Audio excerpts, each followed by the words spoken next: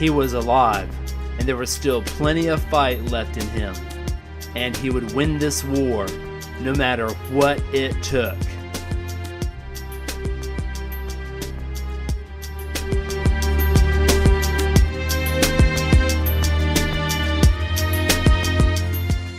Welcome back to the Reign of Books podcast. This is episode number 24. This is the reader's entry into great narratives, where the written page reigns supreme all the time, always. Books rule. I'm John Keeler, joining you from the War Room. My co-host is Josh Preston, as usual, joining you from the air-conditioned mini Hyrule Cube. Josh, today's show...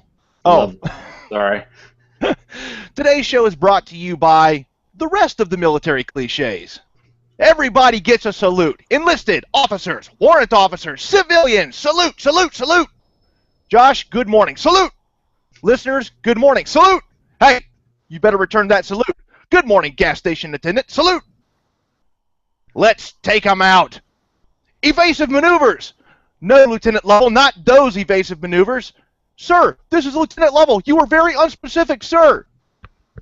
You just saw the other Spartan sacrifice himself for us to have more time. You'd better make this shot count. Oh, thanks for letting me know, Captain Obvious Master Chief, because I was planning on not making this shot count. That couch looks very comfortable in the waiting area. That's exactly why I will stand. Those soft wimps trying to be comfortable while they wait. Us military folk love to be uncomfortable, especially when we get shot. That's just the best. I am one of the main characters in this book, and that naturally makes me smarter than everyone else in charge, because I'm in the military and a main character. Only I can see all of the obvious tactical moves the Covenant are making in every single battle. The same one every single time. And we are happy to be sponsored 2 weeks in a row, Josh, by the military cliches. Back to you. John, I can't do that. I'm smarter than you. I'm going to make the decisions for this podcast. We're going to do this instead of maneuver the way you wanted me to keep you alive. I know it's best, John. Who is that? Admiral Stanford even wanted to try flanking the Covenant fleet at any point. They just kind of sat there and ate it, you know. Did you not get the artificial intelligence? Hal. I know. I got Hal. Hal 9000. Would you rather have seen Hal on the Pillar of Autumn instead of Cortana? No, Cortana's cuter and she's livelier. Right. That Hal, he would have seriously said, "That will never work, Captain Keyes. We're going to do it by the book." Boom! And his luck would have ran out. Maybe Admiral Stanford had Hal. They seemed a little bit slow. Yeah, they both had a stick up the... Never mind.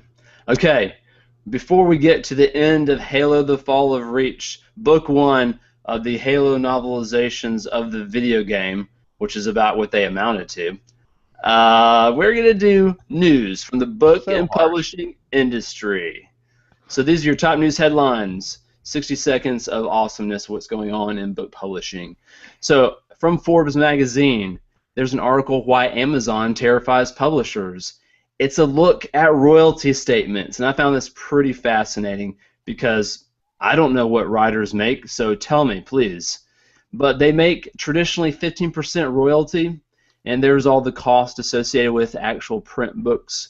But after the advent of ebooks, you have less cost, of course. But for a long time, book publishers tried to fight that notion. They had a big public affairs campaign. No, it still takes so much work to print a book. But now we have 49% royalties for writers in the ebook age. So just an example, Amazon or iTunes gets 30%, the publisher gets 21%, and the other 49% goes to the actual author. And so with increased ebook sales, authors, some in this article, particularly the Forbes article, contend that they get more money because the sales for this one gentleman tripled. So he gets, off a $10 book, more money than he did off a $23 book with the royalty arrangements.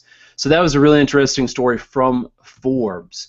And in a related story, it's actually the same thing about making a living as a self-published author. This is from NPR.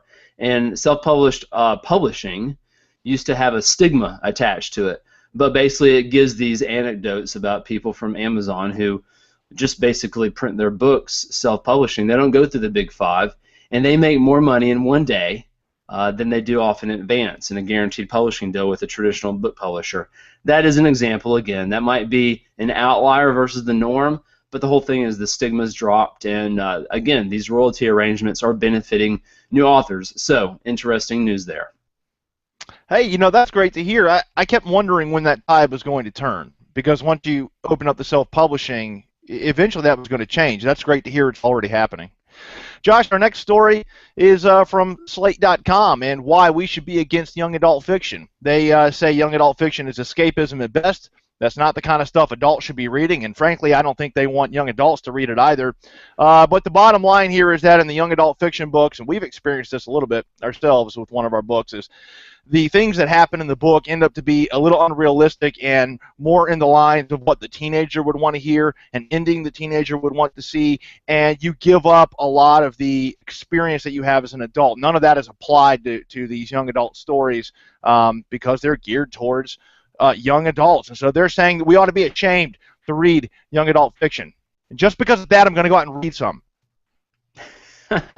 I love the argument the author makes. She basically says, young adults don't want, old people camped out in their literature playground, and so that was kind of funny. And I don't know, man. There's different markets. Romance novels have existed forever, but the one real danger of this is kids who might not experience what quote unquote real fiction, and they just might grow up with this stuff thinking this is all that's out there. They don't give their literature a more critical look, but it is what it is. It's here to stay, man. It'll burn out, or it'll mature, whatever, with the young people. I was just playing. I'm not going to go out and read young adult fiction. This is a joke. Yeah, we are. Okay. Oh. Reign of young adult fiction books. Okay. So, John, this is the wrap-up to our spoiler cast for Halo: The Fall of Reach. We've already gone through the whole fanboy thing. I'm not going to gush over Halo and how awesome Master Chief is. He kicks Captain America in the butt. He can sit here and plow down any of the Avengers or any of the X-Men, but he's awesome. And this is the first novel. This is actually, I think, an important book to the canon, the actual chronology and the lore that is Halo, because it's such a great video game. So just to warn anybody, this is a video game novel tie-in. And I was looking forward to see how this tied into the let me throw out another big word, the myth of Master Chief. And so we're in part 2. Last time you told me I got ahead of myself. So we ended up where? When the first major engagements of this book was on the planet, Sigma Alpha Theta 9 Fiver 642, with the Marines on the planet getting slaughtered. That's where we're going to pick up, right? I mean, Sigma Octane is 4. Yeah, that one too. That one. Well, hey, look, I need to say here right at the beginning that when you started this podcast, Josh, you did not render a hand salute to me. And that's inappropriate, because we salute, my good friend, everybody. And I know I said this, and I saluted back. You can lower your hand now. Because, okay, seriously, at the end of the book, I was ready to just rip it into pieces and just yell, "Stop saluting!" Because they wasted so many characters, and I mean characters that make up words in this book, describing how people salute. It got so old. Enlisted, it didn't matter who you were. Everyone just got saluted all the time. It got ridiculous. Oh, and by the way, hey, I'm in the jungle. Josh, there's an enemy around. I'm going to sweep my rifle back and forth. I'm sweeping back and forth, Josh. I should be sitting still so I don't get noticed, but I'm going to sweep my rifle anyway, because that's what we do in the video games. Sweep the rifle. And also, I got a little tired of people in charge looking completely incompetent all the time. It was like only the Master Chief and his little crew knew the right time. I just felt like they could have done a better job of making them look completely awesome without making everyone else look stupid and incompetent in some way. You know what I mean? John is our military consultant.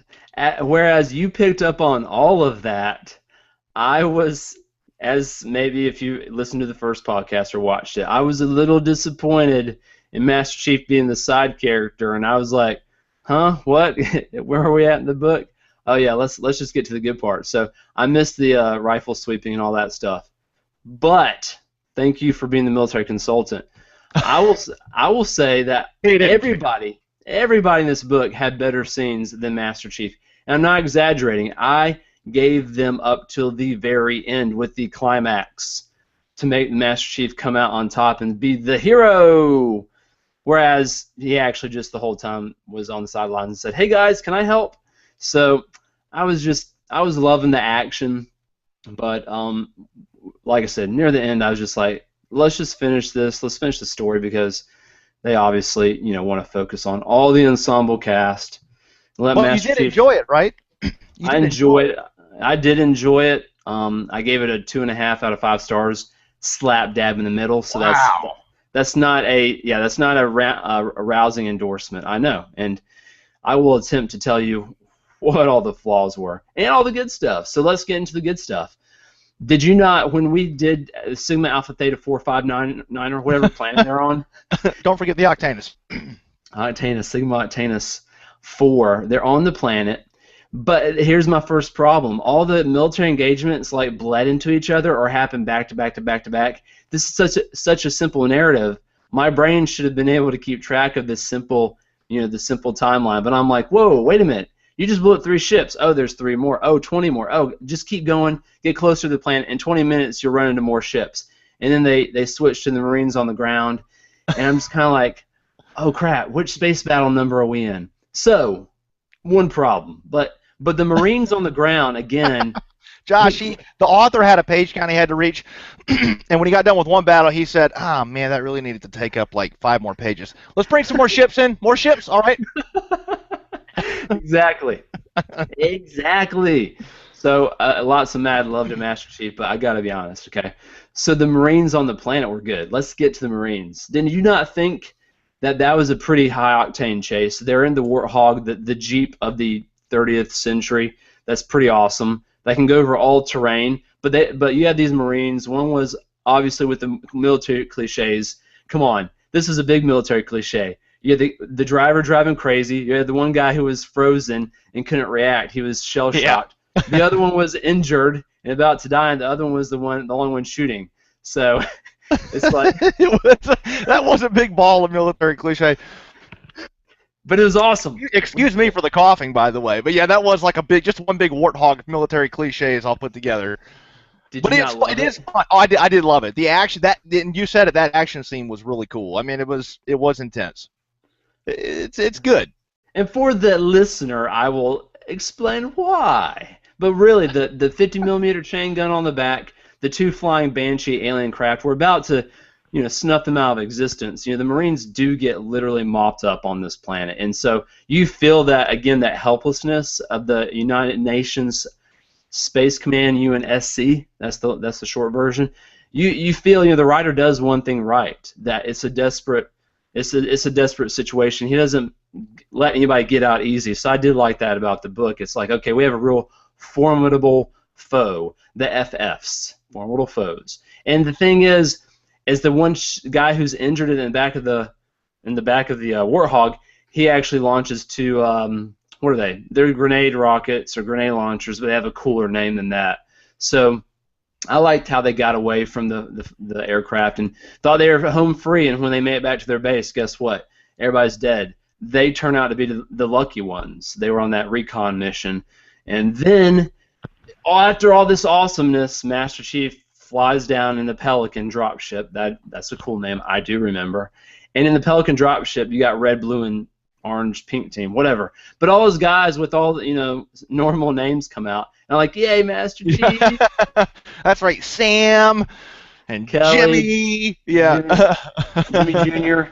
They all come out. You saw one of those call signs, didn't you? It should have been like Reaper 2. Right? Instead you got Sam. I'm sorry. And then Master Chief's best line, "Let's take him out." And that's exactly what they did. So here's another one where they go into the city. The Covenant have never been interested in us in any other way than crushing us under their boot. We're like the insects to them. But they're investigating a city. They're actually trying to do something, get some piece of technology out of a museum. So the Master Chief, they go into the city, they creep through the jungle, take out some grunts, whoop-de-doo. But when they get in the city, again, this goes back to the formula writing. You know, they stick their heads out of a sewer pipe with their little spy micro, whatever, camera. It did kind of feel more like Mission Impossible at this point, starring Tom Cruise as Master Chief instead of Halo. For a minute or two, it did. It did, man. And I'm just like, please do something science fiction-y, please.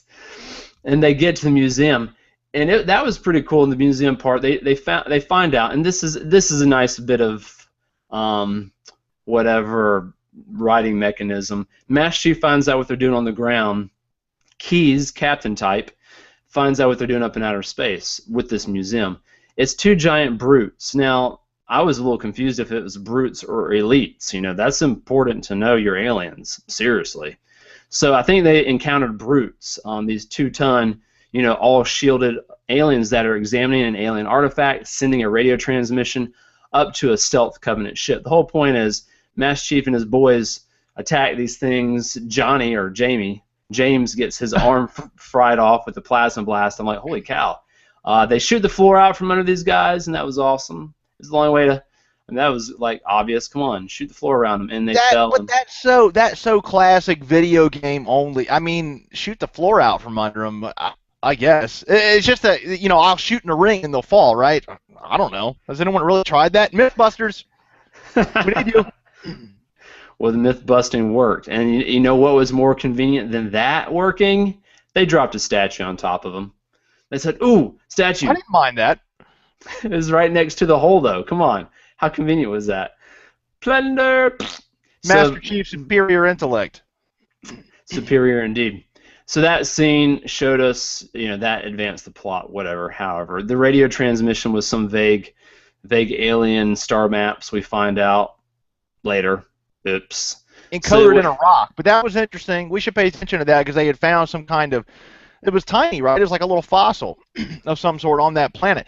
But the author never bothered to get into why it was there, how the Covenant knew it was there, why was it so tiny, how did they actually locate it with it being so tiny? Was it in the museum or was it buried under the museum? Like, how did they locate this little rock with all these little gems in it? But, you know, maybe he'll explain that in later books. I don't know. As far as the whole Halo story, I don't know where it goes. I'm only on part 2 in the games. And I'm not going to spoil it for people who want to experience everything that we're experiencing. But basically, there's something the author might not have been at liberty to say, you know, because that's not in his contract. You know, that's part of the game he can't talk about. So yeah, if he had his hands tied, whatever. But at least it provides some interesting stuff rather than shooting in space battles. So Sigma Theta. Well, now hold on. You mentioned that. The book did have a lot more in it than just space battles. And I want to pat it on the back for that, right? It had some twists and turns that kept me wanting to read. I knew it was based on a video game, but I still enjoyed it. So I pat the book on the back, or on the head, like this. I pat it on the head. So the twists and turns, you're right. I like everything except Master Chief's sections, to be honest with you. Yeah, he was a bunch of nothing almost. I liked the whole book, even though it was fast-paced. There's no transitions. There's a lot of the same language, blah, blah, blah, but it was a good book. So let's keep loving on it, because we're certainly have to tell its redeeming factors. Yes, we don't have to love on it. It's our podcast, man. I just want to sit here and keep hating. Keep hating on. That's cool. You hate, I'll love. We'll meet in the middle. All right, fair enough. All right, so we are doing the plot. Josh. Progression. Josh, hold on. I've interrupted you 3 times, but it's time for a salute. Carry on. Okay, all right. Carry on. For all the audio listeners, we're gonna have at least 10 salutes. We'll mention a few. We'll mention a few of them, but if you're watching the video, it'll be more entertaining. So really, the next space battle, without the transitions, I did get a little lost about. Okay, what do we want to talk about? Oh yeah, there's the next space battle. Captain Keyes is promoted to captain. Commander Keyes is promoted to captain. You know what I was trying to say.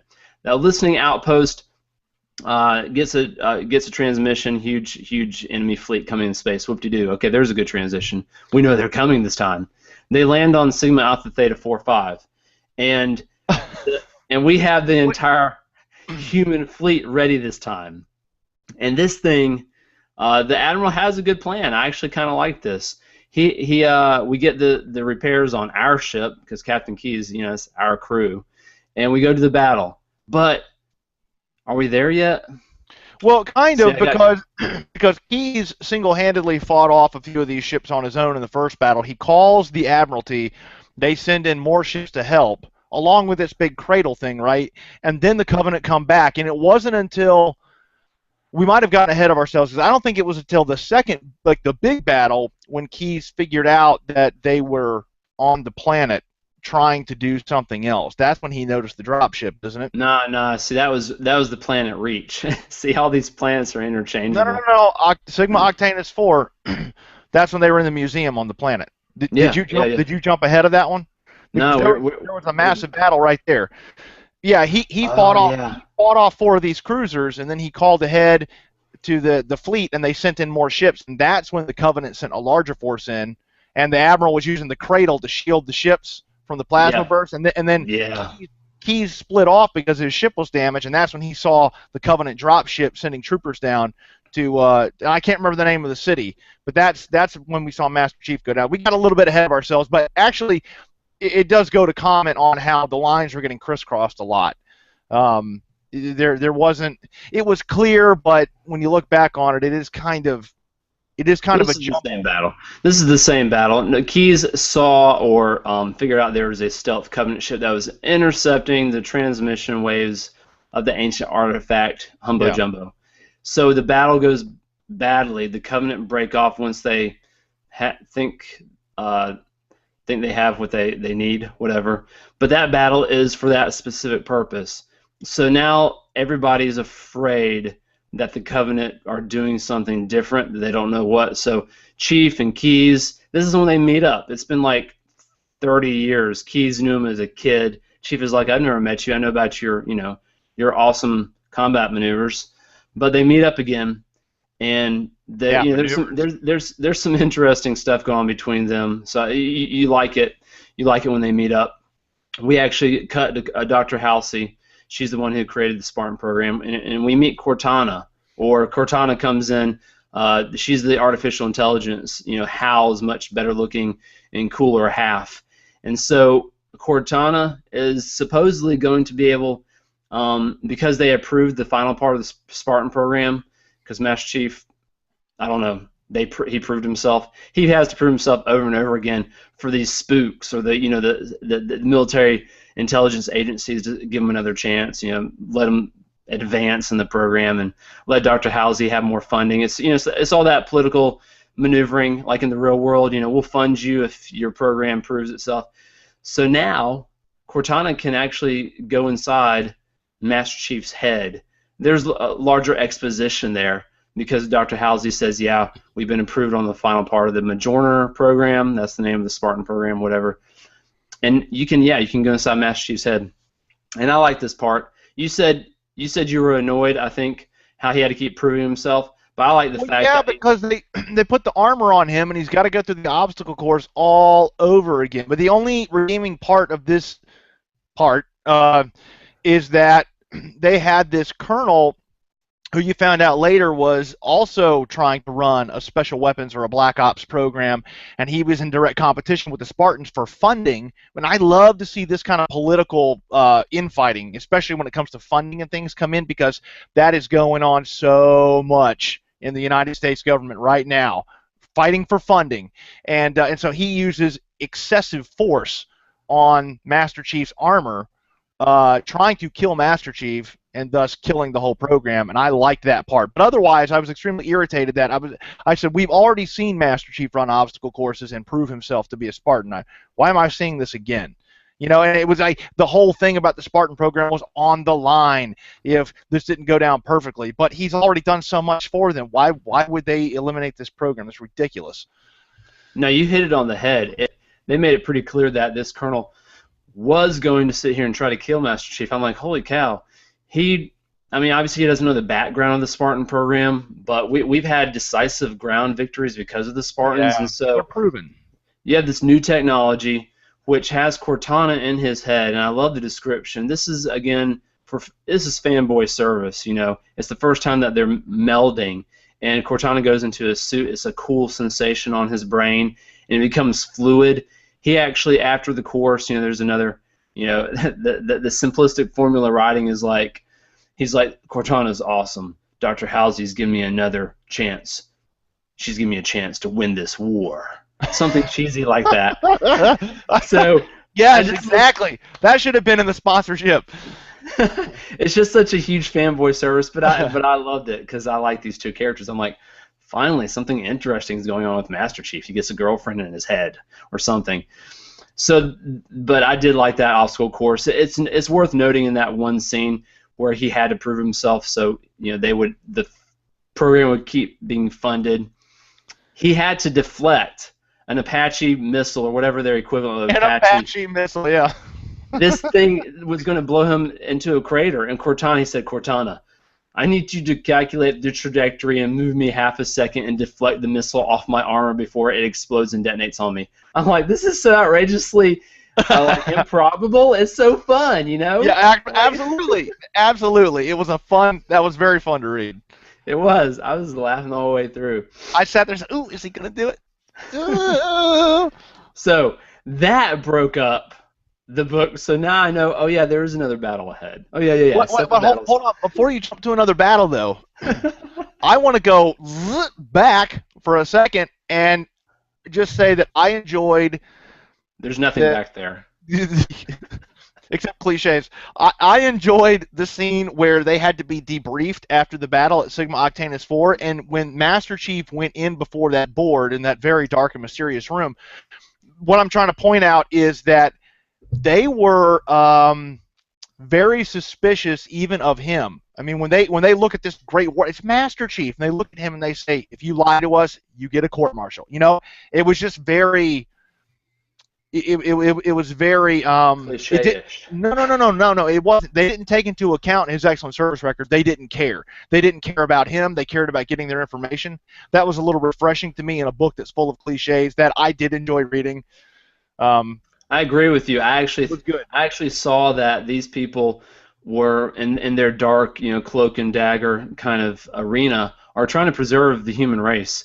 And that was kind of like, all right, these guys, maybe there's some deeper level stuff. At the end of the book, you do see, you know, these guys have a lot of intel, and there's a lot of things that they're trying to say, okay, we don't get. There's this huge threat, so let's not take any chances with that, with the species. You know what? We already have our backs against the wall. So I did like their cloak and dagger paranoia.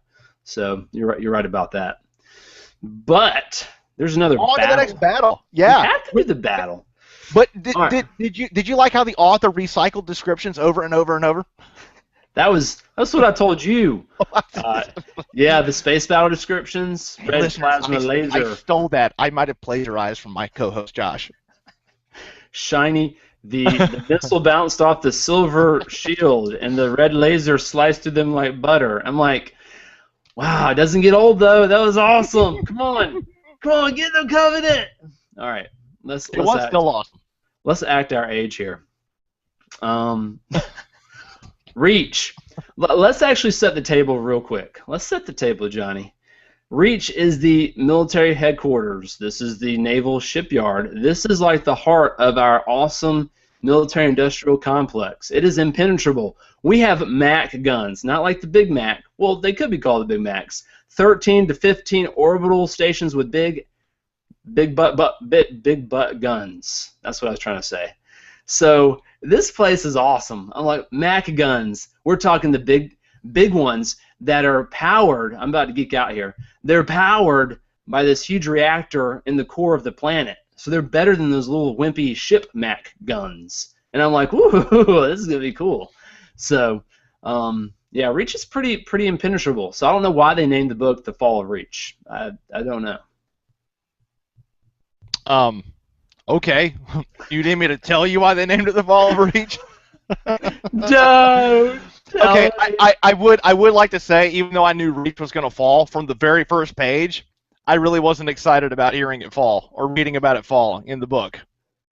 You know, I got there and I'm like, oh, come on, take out the Covenant ships, Matt guns. And then they slowly get torn apart. And then at the end, I was like, oh, well, I kind of knew this the whole time. Oh, well. Yeah, seriously. It was kind of like depressing. You're I like, was invested. here's my problem with. Hey, Josh.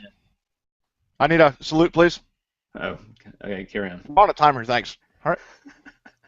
We're on a timer. Here's my problem. The fact that we know we're going to have another space battle. Master Chief is going to do what in this space battle? He keeps on saying how he feels like he's a floating piece of junk. When he's in space. On the ground, he's cool. But he just feels like he's a manifest cargo, part of the bulkhead, whatever. He just doesn't, that's not his comfort zone. And that's cool. He's in space for 3/4 of the book. Poor guy. That was the problem. John. Oh, you just made the connection. You just made the connection. Holy cow, why did I not see that? What? Somebody needs to write the publisher. The Master Chief told you he was uncomfortable in space. You kept him in space. You did not use your military assets accordingly. Oh, man. I'm loving it, man. I'm loving it. Okay, actually, let me just cut to the chase. The space battle at the end was awesome, but he still has a whole Spartan program. All his buddies, Jimmy, James, Johnny, Annie, and they get split up. One has to do a ground action to try to stop the ground forces, because why? The overwhelming Covenant force gets on the ground. He has to get one of the MAC guns, and he has to get data. This was a good point here. He actually had a real mission, which was to stop the Covenant from hacking our computers and finding Earth. That's pretty important. We screwed up and let them get to Reach, and our big MAC guns are melting. No, we didn't screw up. The Covenant had a teeny little tracking device they put on the Iroquois. They knew where the Iroquois went. Okay, correction. Okay, kudos to the Covenant and their stealthy spooks. But there's that stealth O&I ship, Office of Navy Intelligence, that didn't follow Cole protocol. They cut their own navigational systems off, and so they didn't get their nav data erased, and they had the maps to Earth. So our own spooks, our own special, whatever, undercover agents, kind of screwed the pooch on that. And I don't know if they didn't get the data, but ultimately that was kind of a problem because they almost got the data. So back to the Spartan problem. We know Master Chief is the only Spartan in Halo, so anyone of the games knows, oh, there's a whole Spartan team that Master Chief, who he loves like a family, they're no longer with him. So I was extremely disappointed because, again, this is his family. But they all die in the most unspectacular, like just they got written off. Because half of them went to the planet, and because the planet eventually got destroyed, I mean, there wasn't anything big with the destruction of the planet and with his team actually getting killed. It's like, that was a big disappointment for me. I don't want to sit here and, just go on and on about it. It was just a big disappointment. I'm like, why? Well, I mean, really, why? Going on about lives wasted versus lives spent the whole time, and when you get to the end of the book, those particular Spartans, his family basically just got wasted. Not because he did anything wrong, Master Chief, I mean, but the author wasted their lives, and yes. It was a little bit disrespectful to his own writing, if that makes sense. You know, it's like the author turned around and just said, no. I know I wrote all that, but forget it. We need to end. It's that contract thing. He's like, we didn't write this we're going to make a game about Reach, so yeah, just don't talk about what happened on the planet. Well, he realized that he described the plasma being shot from the Covenant the same way, just one too many times, and he was just out of pages, man. Yeah, he screwed up there. He did that wrong. And the last action of Master Chief, Linda, his sniper. I liked Linda a lot. She got killed. That was one. That was, again, just, a throwaway. She helped. Absolutely. I know I interrupted again. I have to chime in. That was the dumbest way for a Spartan to die. Because you've seen Master Chief and these Spartans leaping out of the way of all these shots the whole time. They had the Mjolnir armor, which was way faster than anything they had before, right? And you're telling me that she gets hit with a plasma and then just goes down and just gets shot 5 more times? I would have expected her to push off from the bulkhead and leap out of the way and tumble and do all these combat rolls in space and shoot back while she's rolling, and like none of that happened. It was just, oh, suddenly you're no longer awesome anymore. You just get shot like every other Marine out there in space. Right? I will say they actually mention it's hard to fight in zero gravity, so I'm like, for whatever it's worth. But they did survive up until that point, the way you described. I thought it was they should get sued at this point, because when she got back on the ship, Master Chief held her in his hands and took her helmet off and tried to save her. And I was thinking, wait, I've seen this before. Oh, Starship Troopers, right. No spoilers there, sorry. But that happened exactly the same way in Starship Troopers. Yeah. So we haven't even talked about the Battle of Reach, man. It's another big combat action. The cradle goes down again. All the ships get melted away in minutes. How does Captain Keyes survive this last one? I forgot. Josh, because he's just as lucky as Master Chief, somehow. That's right. He has a lucky penny. He has another lucky quarter, like the Master Chief has. It's like matching set of lucky quarters. I can't remember. I can't remember. Again, I'll give credit here to the writing, how Master Chief experienced the space station scene, and then Keyes comes into the space station scene and blows up one of the Covenant ships. So that was kind of cool, but kind of short and just kind of whatever. So I loved it and just kind of was like whatever. Well, Keyes took out that main Covenant ship that had the crazy laser beam that could cut through all the other ships. Red alert! Red alert! Red alert! Keyes, instead of Master Chief, took out the big boss in this particular level, is what I'm telling you.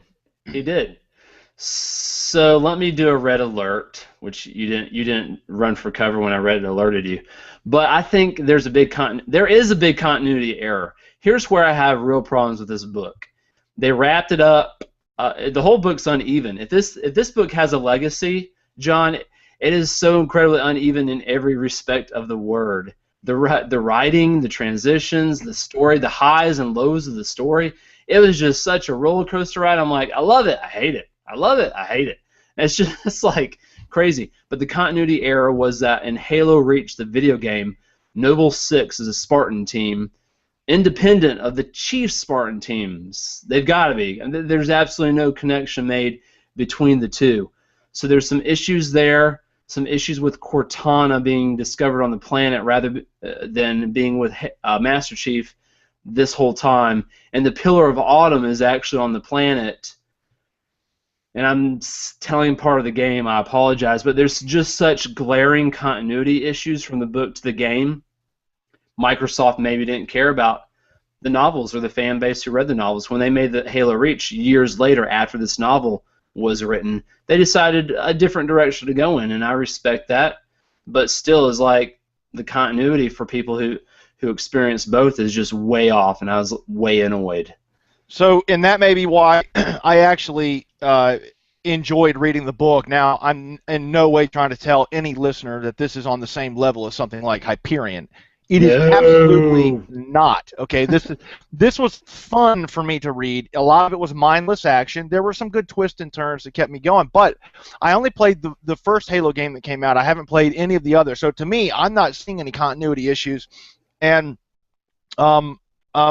also in today in the way Hollywood handles movies that have been made previously to what's coming out, say, later this year or next year, they have no problem rebooting things. They do it all the time. It's getting old. I'm not surprised that Microsoft decided, you know what, we are going to do something else.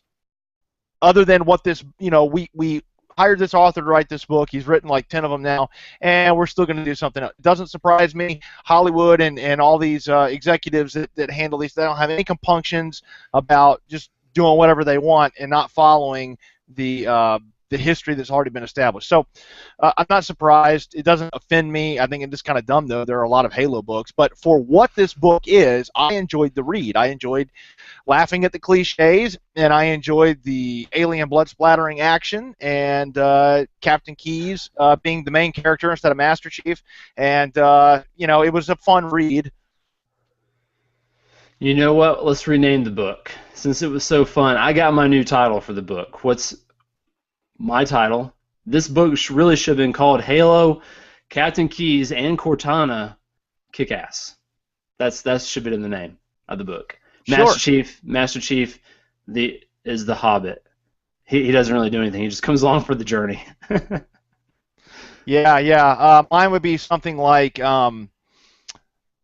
Halo. Master Chief, remember your place. Yeah, remember, do what they say. Duty, honor, country.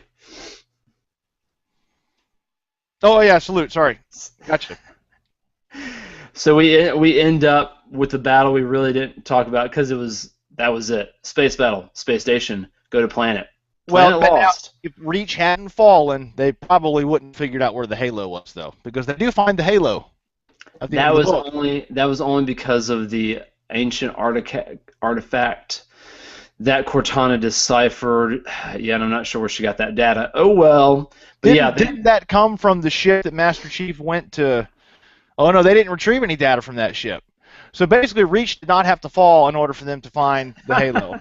I don't think so. We might be wrong, All right. but we're going to say we're right. But the Covenant chased them out of there. Cortana did her fancy stuff and got them to the Halo ring, which is where the story actually goes. And it happens that way in the game as well. So there's a connectivity to Halo in both the game and the actual story. And video game tie-in novels are hit or miss, as we have seen. So go read it if you're a fanboy. If you're not, you can have as much fun as we did, and you can have your own opinion. You might have loved it. I know a lot of people who loved it based off Goodreads. I've seen it. A lot of people trashed it. I thought, again, it was very uneven, but I'm glad I read it just because I got to see where Chief came from. I got to see the beginning of the Spartan program and a lot of fun things with Captain Keyes, who I absolutely love. He was a main character in the Halo game, so I did love the focus on Captain Keyes. But all in all, uneven, and it is what it is. Video game tie-in novel. But that doesn't mean they're all going to be bad. We have more we have to read still. Other video game novelizations that we have to read still. And this is going to set the bar that we can measure all the others against now. Good point. But we won't be doing that next. We'll actually have to wash out the uneven taste in our mouth. Cleanse our palates a little bit, you might say. Cleanse our palates. We're going to go from formula writing to almost, we don't want to say idolizing. Oh, awesome science fiction. We don't idolize that stuff. No, but we are fanboys of Hyperion. We keep making Hyperion references. So just for your own sake, go out and look up the book so you won't be completely lost. Because Hyperion is kind of like Star Wars, like you compare it to everything else, just to put that out there. There are 4 parts to Hyperion. We've read the first 2, which essentially are self-contained parts of the Hyperion universe. But Endymion, sorry I messed that up. Endymion is the part 3 of the Hyperion Cantos. It's a 4-part quartet, redundant, series. So 4 parts to this series. Endymion is our next read. This is a hugely exciting thing for us because we're such fanboys of that first part of this story. This is set hundreds of years later. Don't know where it's going to go. Extremely excited. Fell in love with the first 2 books. So Endymion is next week on the Reign of Books podcast. Hope you'll join us. Thanks for listening. Check us out online. We'll be on iTunes shortly in the store. We're on Stitcher and reignofbooks.com. Check us out on Goodreads and YouTube. Talk to you later. Maneuver!